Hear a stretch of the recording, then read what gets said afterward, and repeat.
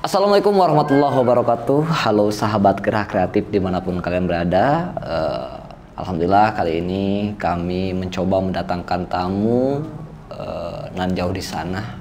Dia di kota Serang dan tepatnya mahasiswa Untirta. Dan saya mengamati kegiatan mereka di media sosial sedang akan menyelenggarakan Festival Mahasiswa Nasional atau disingkat Pestamasio yang ke-10. Kita perlu tahu apa itu Pestamasio dan seperti apa kegiatannya. Langsung saja kita sapa pria-pria ganteng ini. Assalamualaikum Kang Irfan.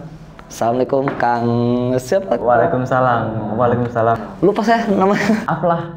Aplah. Oh iya ya. Selamat datang di sini Kang Aplah, Kang Irfan. Terima kasih sudah datang ke Gerak Kreatif, memenuhi undangan kami.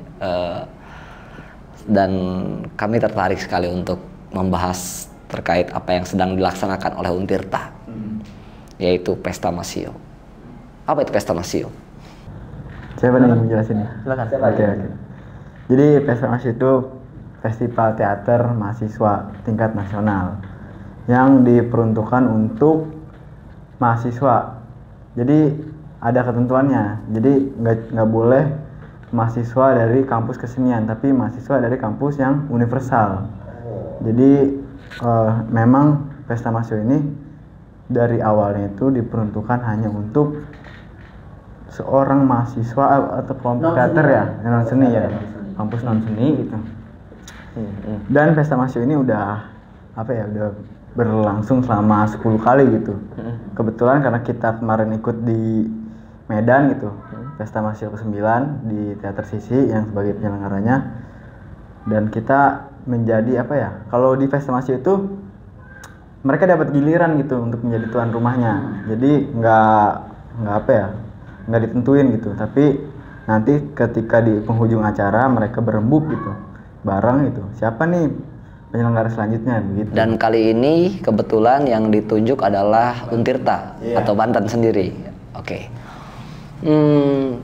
Kategori mereka memilih Untirta itu sebagai tuan rumah atau Banten sebagai tuan rumah apa? Kan kalau nggak salah Banten sendiri nggak punya gedung kesenian. Ya itu dia. Itu kan kebetulan saya yang ada di sana gitu ya pada 2019 itu. Jadi sebenarnya kita secara wilayah itu belum siap sebenarnya untuk menyelenggarakan acara sebesar ini gitu. Cuman karena ada keinginan untuk memberitahu gitu, kita bisa menyiapkan dengan segala bukan keterbatasan sih, lebih tepatnya fasilitas yang ada gitu. karena ya kita memaksimalkan kemampuan kita lah sebagai penyelenggara gitu. Dan kebetulan sekali gitu, hanya kita lah di sana yang belum kebagian menjadi tuan rumah gitu. Semuanya sudah menjadi tuan rumah. Jadi kalau semuanya sih enggak, kan baru 10 kali berarti baru 10 kampus, cuma ya di setiap, kalau kita bicara kampus mungkin baru 10 provinsi ya. Baru 10 provinsi. Mungkin 10 wilayah sih, 10 wilayah. Oh, bukan enggak provinsi ya? Enggak provinsi, karena provinsi itu di Sumatera ada 2 penyelenggara gitu. Di Sulawesi juga ada 2 penyelenggara, apalagi di Pulau Jawa gitu. Waktu itu terakhir saya mengetahui waktu festival Pestamasio yang di Surabaya, di Bandung, kemudian terakhir ini ya yang di Medan. Nah ini kebetulan kali ini penyelenggaranya adalah Cafe Ide di Banten, dan biasanya di akhir rembukan itu banyak sekali keinginan harapan para peserta yang ingin bahwa harus seperti apa. Biasanya banyak permintaan kan. Banten sendiri untuk persiapannya dengan memenuhi keinginan mereka sudah seperti apa? Jadi kan karena sebelumnya kan kita kan ada pandemi ya, yang kita nggak tahu gitu. Sebenarnya persiapan tuh dari awal kita terpilih gitu, kita udah menyiapkan segala hal. Kita udah ngomong gitu sama pihak rektorat, sama pembina kita juga, ada Pak Farid gitu. Kita udah ngomong, pas udah di jalan gitu, pertengahan persiapan ada pandemi di 2020. Kita harus putar otak, ini gimana. Sempet juga Pestamasio 10 ini mau diadakan secara online gitu. Hybrid kebetulan. Berarti tahun 2019 kalian ditunjuk sebagai panitia atau tuan rumah, tiba-tiba dihajar pandemi.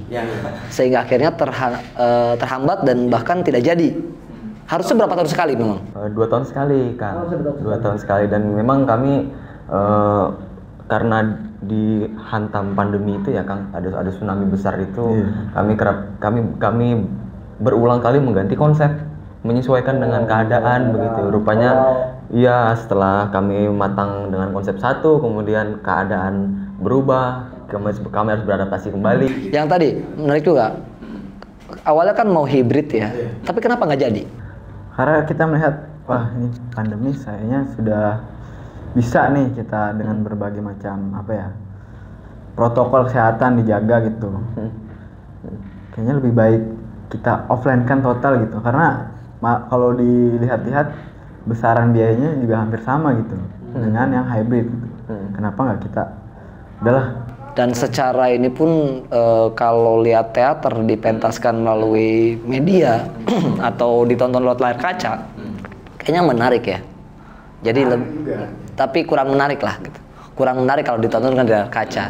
Jadi lebih baik kita langsung, dan memang ini juga jadi bahan tontonan untuk para mahasiswa terutama atau masyarakat secara umum di lingkungan Banten ya. Itu juga yang bikin menarik, apalagi dengan berbagai macam provinsi yang punya kualitas luar biasa mungkin setelah pertunjukannya. Nah kemudian persiapan ini kalian punya ini nggak, ada keluh kesah nggak ini selama mempersiapkan ini? Karena apalagi gini, pandemi loh, pandemi menghantam situasi, negara juga sedang gonjang-ganjing soal ekonomi dan lain-lain, bahkan yang sampai sekarang disuarakannya itu memulihkan ekonomi. Kalian sendiri pasti butuh biaya dong buat kegiatan itu. Nah sejauh mana? Ya, beberapa hal yang mungkin tadi sudah saya sampaikan sedikit tuh, Kang ya. Kami di luar hal-hal yang memang menghambat kami, terutama ya hal tadi itu. Kami kerap kali berganti-ganti konsep, Kang. Dari yang awalnya mau online, kemudian keadaan berubah, kami harus mengubah konsep, kemudian keadaan kembali berubah, hingga kami harus mengadakan ini secara offline full begitu. Itu yang menjadi kendala besar kami. Kemudian ada seperti ada apa ya, Kang? Ada satu tuntutan, ada satu tekanan bagi kami. Ya mungkin sudah disinggung tadi, bagaimana perhelatan teater yang mestinya sedemikian mewah megah itu kami harus mengubahnya, mengalih wahananya menjadi sempit seukuran layar HP gitu. Sehingga seperti penantian panjang seperti anti klimaks gitu, Kak. Betul.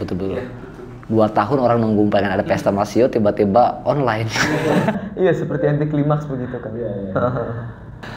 Nah sekarang oke deh, bicara pandemi tadi ya, namanya ini situasi kan, kita tidak tahu memang akan seperti ini keadaannya, dan memang tidak ada yang bisa disalahkan siapa yang harapan Teater KPID ataupun Banten sekalipun ingin segera terlaksana dan memang memberikan yang terbaik buat seluruh provinsi di Indonesia gitu ya. Nah tapi sekarang apalah daya, tapi ya ini kita masih ada titik yang memang dimana kita harus melihat sisi positif. Banten tetap tidak menyerah untuk menyelenggarakan dengan semaksimal mungkin dan baik gitu ya. Ini juga nih, kalau tidak salah Pesta Masio itu karena kebetulan saya pernah menjadi salah satu peserta. Kang Sadri bukan orang jauh. Peserta dulu di Surabaya, Festival Masio Surabaya. Dan yang saya lihat waktu di Surabaya banyak sekali kegiatan-kegiatan, tidak hanya sebatas lomba kan, ada perjalanan budaya dan lain-lain. Bagaimana respon pemerintah terkait dalam hal ini?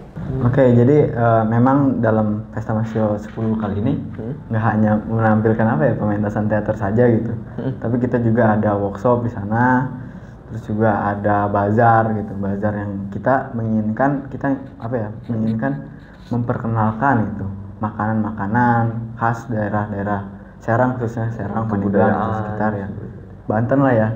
Terus merchandise yang ikonik lah dengan Banten gitu, dan kita menginginkan memperkenalkan wilayah-wilayah wisata gitu. Jadi intinya setiap para peserta dari masing-masing provinsi atau masing-masing kampus lah ya bicaranya, karena satu provinsi mungkin ada 2 kampus 3 kampus yang mengikuti ya, ingin disuguhkan, diperkenalkan tentang kebudayaan Banten, bagaimana makan khas Banten, kemudian bagaimana karakter masyarakat Banten gitu sendiri ya. Dan itu saya pikir, apalagi Banten tempat wisatanya kan peclok-peclok deh jauh-jauh. Kalian butuhkan transportasi segala macam. Nah, maksud saya sudah ada respon belum dari pihak terkait ya, pemerintahan daerah lah gitu. Jadi kita sudah sempat ke Dinas Pariwisata ya.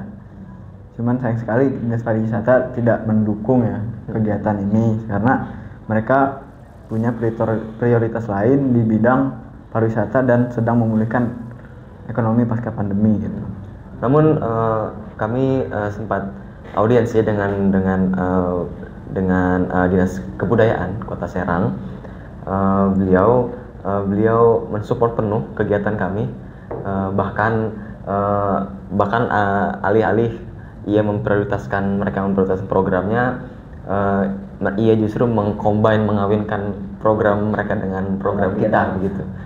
Itu jadi semangat baru buat kami, kemudian menjadi serupa dorongan, spirit baru gitu kan. Dan sampai sekarang komunikasi masih berjalan dengan pihak mereka. Alhamdulillah komunikasi baik kami terus jalankan, karena ini mungkin aku bilang bukan hanya hajat teater Cafe Ide ya, ini adalah hajat Banten begitu, bahkan terutama di wilayah pendidikan dan budaya lah. Betul. Bahkan dari kami sendiri tidak eksklusif tentang penyelenggaraan Pesta Masio ini begitu, karena kami menyadari betul begitu, Banten dengan segala potensi, dengan segala kekayaan modal kultural dan lain-lain, belum begitu tinggi terbangnya gitu Kang. Bagi kami ini adalah PR kita bersama sebagai Maksudnya gini, secara memperkenalkan kebudayaan, kemudian memperkenalkan ke halayak publik ya, ataupun ke turis lah ya, turis lah kan lewat di luar Banten turis ya. Tidak begitu kuat. Padahal kalau bicara soal kebudayaan, seni dan lain-lain, Banten itu banyak banget gitu. Dan saya yakin kalian adalah salah satu bibit untuk memperkenalkan itu. Dan perlunya ada support dari pemerintahan. Baik para pemerintah, silahkan support kegiatan positif ini. Ya, tapi saya salut sama kalian sudah berani menantang situasi yang ada dan mencoba untuk melakukan dengan baik gitu ya. Kan situasi ini situasi yang saya pikir kayaknya agak sedikit wah gimana nih, tapi kalian masih dengan positif, kemudian percaya diri bahwa ini akan terlaksana.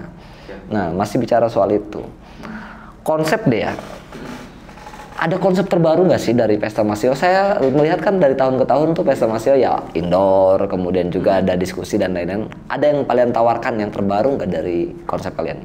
Oke, mungkin kan tadi kan udah disinggung juga ya, kalau konsep itu kita berubah gitu. Mulai dari tadi yang kita juga sempat membicarakan bagaimana nih kalau dirayakan secara indoor gitu, outdoor. Melihat ketidakmampuan kita membaca situasi cuaca gitu, kita kan takut juga gitu. Ya undang aja yang di MotoGP. Kayak mahal banget sih. Ya, terus kita hybrid tuh tadinya maunya tuh kita mengundang mereka ke sini gitu, perwakilan, ada workshop di sini bagaimana mengalih wahana kan gitu. Cuman itu nggak jadi, akhirnya kita menemukan konsep yang 100% hampir sama gitu seperti sebelumnya, akan tetapi ada di perbedaan di workshop gitu.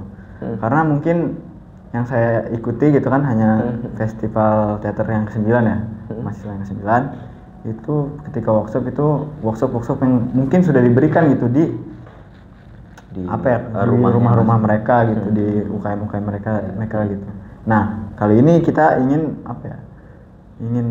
mendekatkan lagi dramaturgi dengan teater gitu. Jadi kita concern di workshop nanti di dramaturginya gitu.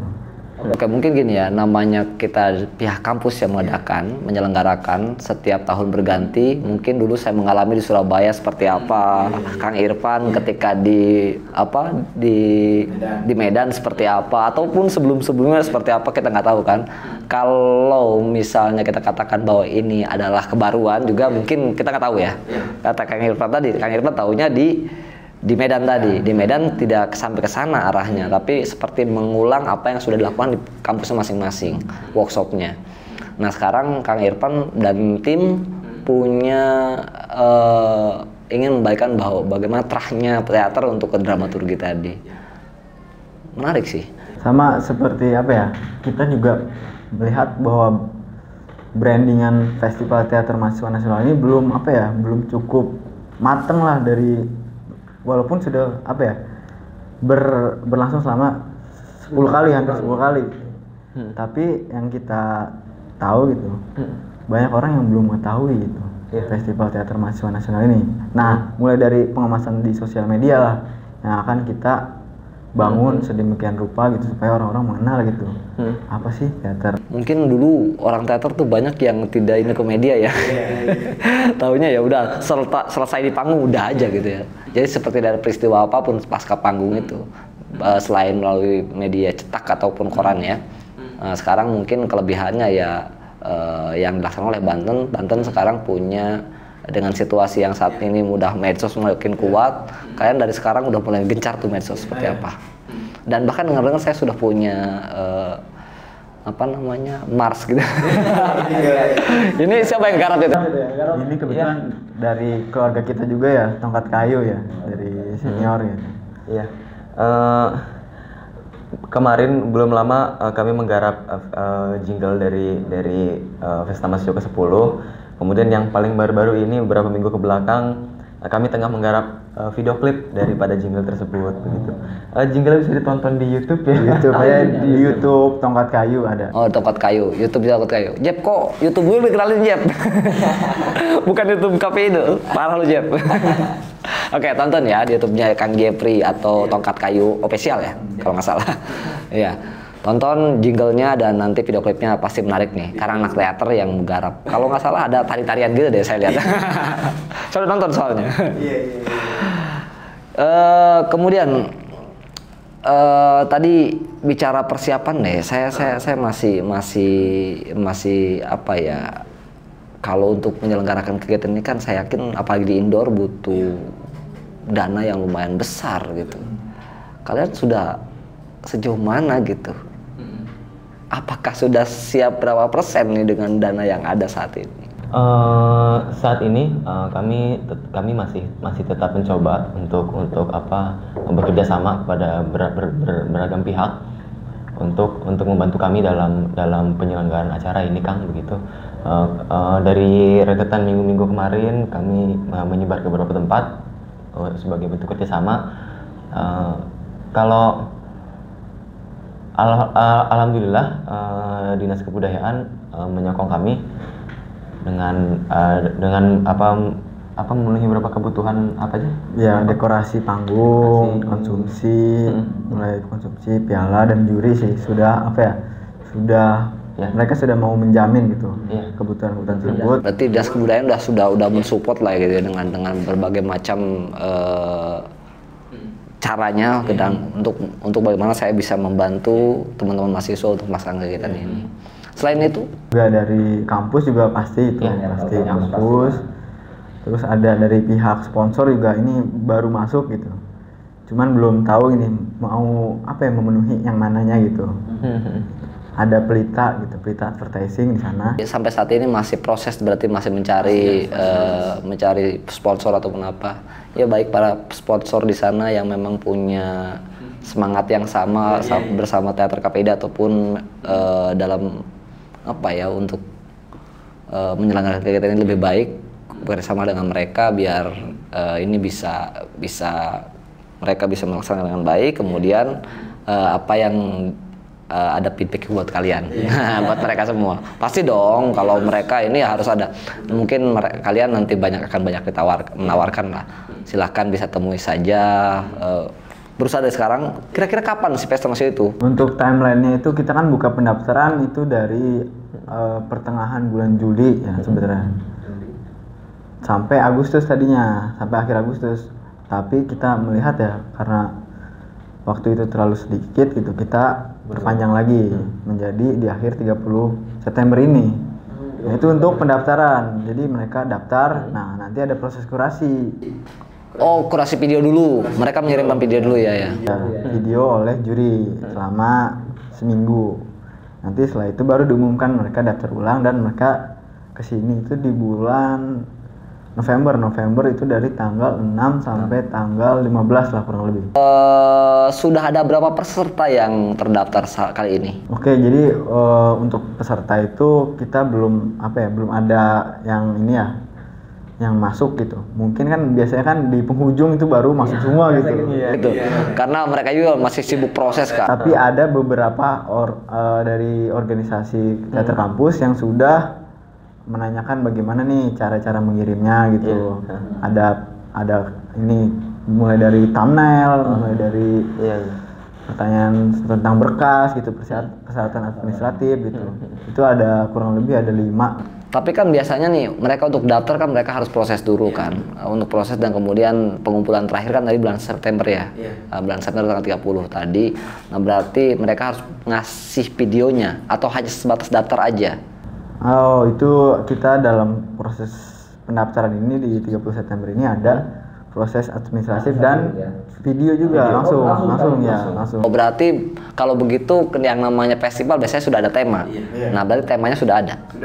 Apa temanya? Temanya kebetulan itu kita hyperrealitas dalam teater. Hyperrealitas. Serem banget. Temanya serem banget.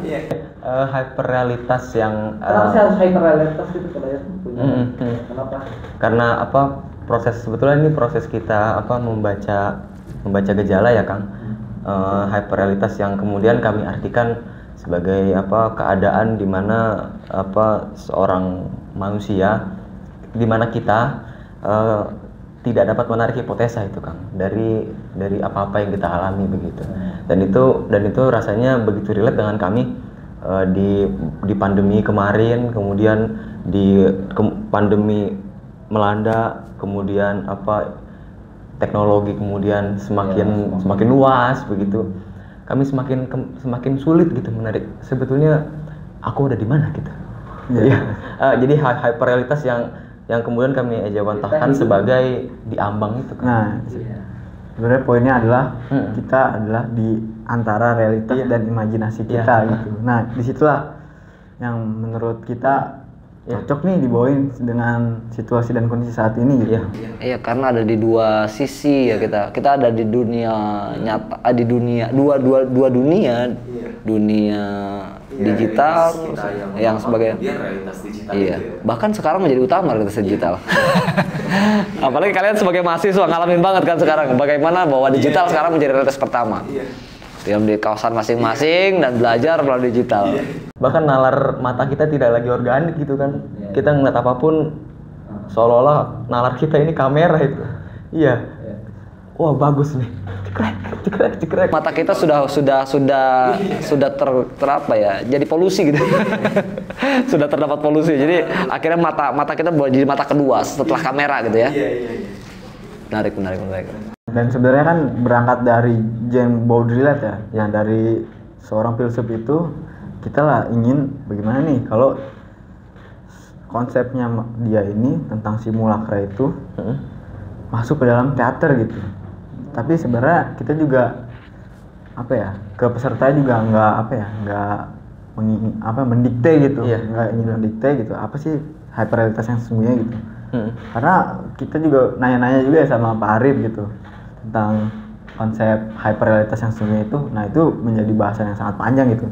Dan menarik juga itu untuk dibahas secara secara keseluruhan gitu. Kalau kita bicara soal hanya teknologi dan fakta dunia, fakta teknologi mungkin hanya itu sekelumit lah, sebagian kecil lah. Dan kalau bicara hyperrealitas tuh kayaknya luas banget itu. Dan masing-masing kampus atau peserta bisa menginterpretasikan apapun. Nah, itu dia. Itu yang kami akhirnya kayaknya ini oke deh dibawa menjadi tema kita gitu, karena ini berpeluang diinterpretasikan lebih kaya, kamar eksplorasi lebih terbuka, lebih banyak begitu kan, sesuai pengalaman peserta dan intelektualitas masing-masing peserta pun teruji di sana dengan hyperrealitas itu, karena dari masing-masing peserta saya yakin punya realitas-realitas sendiri-sendiri dan bagaimana mereka mengawinkan antara realitas mereka bersama di kelompoknya, kemudian mereka menawarkan kepada penonton, itu luar biasa juga tuh. Oke deh, buat kalian nih, ada nggak yang bisa kalian sampaikan buat terakhir ya kepada siapapun yang memang baik kepada peserta maupun kepada siapa yang ingin kalian colek namanya. Silahkan satu-satu deh, Kak Irfan dulu, silahkan bisa menghadap ke kamera sini. Kalau saya pribadi sih sebenarnya pesta mahasiswa ini saya ingin menjadikan ajang untuk pemuda-pemuda yang ada di Kota Serang khususnya gitu, untuk mari membaur gitu, berkolektif bersama gitu, merencanakan acara yang sedemikian rupa besar gitu, untuk membangun kreativitas kita gitu, dan membangun solidaritas kita gitu selama pelaku seni khususnya gitu, pelaku kegiatan yang bergerak di bidang teater lah gitu. Terus juga untuk pemerintah setempat gitu, ini menjadi menjadi perhatian gitu, kalau kita di Banten itu butuh gitu ruang-ruang untuk melampiaskan kreativitas kita gitu, seperti gedung-gedung pertunjukan gitu. Seperti itu sih kalau dari Irfan pribadi, seperti itu keinginannya. Mungkin dari Aplah. Oke. Aku menyampaikan hal yang lain barangkali buat teman-teman di seluruh UKM kampus di seluruh Indonesia. Kami tunggu kedatangannya di Banten. Yeah. Kami menaruh harapan tinggi pada teman-teman semuanya. Semoga kita bisa ngopi bareng di sini, bersilaturahim, kemudian ya berkarya bersama-sama. Dan untuk siapapun yang ingin berkontribusi, kami akan sangat terbuka untuk itu. Mari kita bekerja sama, mari berkolektif, mari kita mensukseskan acara ini, karena ini adalah hajat Banten, ini adalah hajat kita semua. Oke. Baik, Sagar, luar biasa sekali pembahasan kali ini, dan saya pikir betul tadi seperti katakan Kang Irfan dan juga Kang Alpa bahwa ini bukan hajat Cafe Ide, ini adalah hajat Banten. Kalau bicara Banten berarti kita bicara provinsinya, kalau bicara provinsinya berarti kita bicara siapa yang memang punya pemegang di sini ya, yang punya kewenangan di sini, dan mereka adalah para aktivis yang memang sedang berjuang dalam dunia seni, dan saya pikir itu juga adalah bibit Banten ke depan agar dikenal lebih jauh, dan Banten juga punya potensi yang luar biasa, terutama di kebudayaan, kesenian, dan juga tempat wisata. Dan kali ini mereka Cafe Ide sedang berjuang untuk memberikan terbaik untuk seluruh provinsi di Indonesia, bahwa mereka bisa menyelenggarakan dengan sempurna tanpa mengecewakan sekecil apapun. Terima kasih Kang Aplah dan juga Kang Irfan sudah mau berkunjung ke Gerah Kreatif, dan mudah-mudahan ini menjadi angin segar buat Banten, menjadi tontonan yang menarik setelah pasca pandemi yang telah melanda kami berada di rumah setiap hari. Mudah-mudahan dengan pertunjukan nanti yang sudah terlaksana di Banten, ini menjadi tontonan-tontonan menarik, refresh otak. Oke, terima kasih. Kita tos dulu. Ya. Assalamualaikum warahmatullahi wabarakatuh.